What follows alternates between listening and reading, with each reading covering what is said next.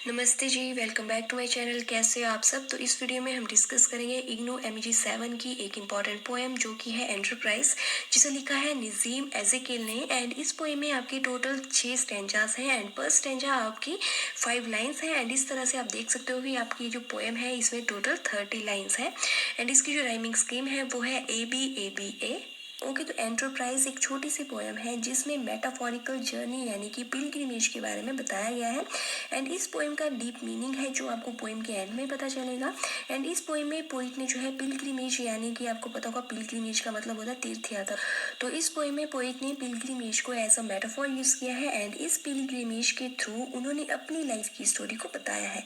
Means की बात इसमें की गई है पिलग्रिमेज की, लेकिन इनडायरेक्टली जो हमारे पोइट है उन्होंने अपनी लाइफ की जर्नी को रिफ्लेक्ट किया है इस पोएम के थ्रू, कि किस तरह से जो इंसान की जर्नी होती है वो अप्स एंड डाउन से गुजरती है, कितने सारे ऑब्स्टेकल उनको फेस करने पड़ते हैं अपने गोल तक पहुंचने के लिए। ओके, तो स्टार्ट करते हैं इस पोएम की समरी। एंड ये पोएम जो है ये पिलग्रिमेज के बारे में है, तभी तो इसका टाइटल है एंटरप्राइज। एंटरप्राइज का मतलब होता है कुछ नया शुरू करना। तो इस पोएम में एक ऐसी पिलग्रिमेज की बात की गई है जिसका कुछ मोटिव नहीं है, जिसका उनको पता नहीं है कहाँ पर ये तीर्थ यात्रा जा रही है। तो कुछ नया वो लोग कर रहे हैं, एक्साइटिंग कर रहे हैं। मतलब ग्रुप ऑफ पीपल के बारे में जो है इस पोएम में बात हुई है जो कि पिलग्रिमेज पे जा रहे हैं, एक अननोन प्लेस पे जा रहे हैं जिनका उनको पता ही नहीं है। तो एक तरह से कुछ नया शुरू कर रहे हैं जो कि काफ़ी ज़्यादा एक्साइटिंग है। ओके, तो स्टार्ट करते हैं एंटरप्राइज पोएम की समरी, तब आपको क्लियर हो जाएगा कि मैं क्या बोल रही हूँ। एंड हाँ, आपको एक चीज़ मैं पहले क्लियर कर दूँ कि इस पोएम की जो लिरिक्स हैं वो मैंने यहाँ पर मेंशन कर दिए हैं। जैसे कि मैं आपको हर वीडियो में बोलती हूँ कि मैं लिरिक्स नहीं पढ़ती हूँ, बिकॉज मेरे को लगता है कि उससे आपका टाइम भी वेस्ट होता है। लिरिक्स तो आप यहाँ से खुद भी देख लोगे। तो मैं जस्ट आपको जो ओवरऑल समरी है वो बताऊँगी, बिकॉज मैं नहीं चाहती कि आपकी जो वीडियो है फालतू में लेंथी हो जाए। एंड हाँ, एक और बात, समरी को सुनने से पहले आप एक बार वीडियो को पॉज करके इन लिरिक्स को 1 या 2 बार अच्छे से पढ़ लेना, उसके बाद आप समरी सुनना, तो आपको समझ आएगा कि मैं क्या बोल रही हूँ। ओके, तो स्टार्ट करते हैं एंटरप्राइज पोएम की ब्रीफ समरी। इस पोएम में पोइट हमें बताते हैं कि वो एंड उनके साथ कुछ और लोग भी हैं जो कि पिलग्रिमेज यानी कि तीर्थ यात्रा पर जा रहे हैं, बट ये क्लियर नहीं है कि वो लोग कहाँ जा रहे हैं एंड उनका इस पिलग्रिमेज पर जाने का मेन मोटिव क्या है। मतलब कि एक तरह से वो कुछ एक्साइटिंग, कुछ नया शुरू कर रहे हैं। तभी आपको, जैसे कि मैंने बताया, इस पोएम का नाम भी एंटरप्राइज है। तो पोइट हमें बताते हैं कि पिलग्रिमेज की स्टार्टिंग में सभी पिलग्रिम्स काफ़ी ज़्यादा एक्साइटेड हैं, फुल ऑफ जॉय हैं।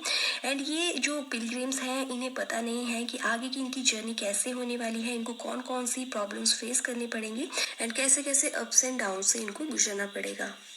एंड एक तरह से देखा जाए तो इस जर्नी में जो हमारे पिलग्रिम्स हैं वो ग्रेस ऑफ गॉड को ढूंढने के लिए निकले हैं, लेकिन वो ग्रेस ऑफ गॉड इन लोगों को कहाँ मिलेगी वो चीज़ क्लियर नहीं है कि ये लोग आखिरकार जा कहाँ रहे हैं। एंड पोइट बताते हैं कि पिलग्रिम्स की एक्साइटमेंट एंड उनका पैशन तब डाउन हो जाता है जब सन अपने हाई टेम्परेचर से पिलग्रिम्स के पैशन को डिक्रीज करने की कोशिश करता है। तो यहाँ पर जो सन है वो नेचर की हार्शनेस को सिंबलाइज करता है कि नेचर भी इंसान का मोरल डाउन कर सकता है। हालांकि सन की अनटॉलरेटेबल हीट के बाद भी जो पिलग्रिम्स हैं वो हार नहीं मानते हैं। एंड इस तरह से सन जो है वो पिलग्रिम्स की स्पिरिट को सप्रेस करने में फेल हो जाता है। एंड आगे पॉइंट हमें बताते हैं कि बिगनिंग में सब ठीक रहता है, अच्छे से सब जा रहा होता है एंड पिलग्रिम्स अपने आसपास की चीज़ों को ऑब्जर्व करके उनके बारे में जो है नोट डाउन कर रहे होते हैं। तो यहाँ पर पॉइंट कहते हैं कि लोग इतनी माइनर थिंग्स को ऑब्जर्व करके नोट डाउन कर रहे होते हैं जिससे वो अपने मोटिव से डिस्ट्रैक्ट हो जाते हैं। तो पिलग्रिम्स जो है वो एक सेज यानी कि संत की स्पिरिचुअल बातों पर ध्यान न देकर सिटीज की चकाचौंध को फोकस कर रहे होते हैं। तो पोइट बताते हैं कि जर्नी जो है वो कुछ टाइम तक काफ़ी स्मूथली जारी होती है, लेकिन कुछ टाइम बाद प्रॉब्लम्स अराइज होना स्टार्ट हो जाती हैं। जैसे ही पिलग्रिम्स जो है वो डेजर्ट के पास पहुंचते हैं तो पिलग्रिम्स में डिफरेंसेस आना स्टार्ट हो जाते हैं, बिकॉज सभी पिलग्रिम्स के अपने अपने डिफरेंट ओपिनियंस थे कि कैसे जो है डेजर्ट को क्रॉस किया जाए। तो इसमें जो है उनके बीच में काफ़ी ज़्यादा आर्गूमेंट होती है, जिस वजह से पिलग्रिम्स में यानी कि जो हमारे पिलग्रिम्स हैं वो जो है सेपरेट होने का डिसाइड करते हैं। तो उनमें से जो एक पोइट है जो कि काफ़ी अच्छा जो है टैलेंटेड फ्रेंड था हमारे पोइट का, जो सबसे स्टाइलिस्ट प्रोज लिखा करता था, वो ग्रुप से अलग हो जाता है एंड वो अपना अलग बात फॉलो करता है।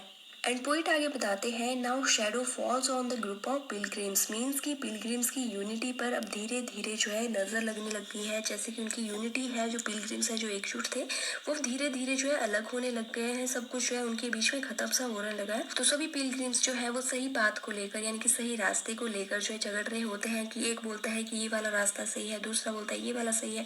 तो इस तरह से उनके ओपिनियंस तो आपस में नहीं मिलते थे। तो उन्होंने मतलब अपनी इस आर्गूमेंट के चक्कर में जो उनका गोल था वो उससे एक तरह से भटक रहे थे। तो ऐसा हमारे पोइट कह रहे हैं कि उनके गोल से ज़्यादा अब उनके लिए उनकी आर्गूमेंट मैटर कर रही है।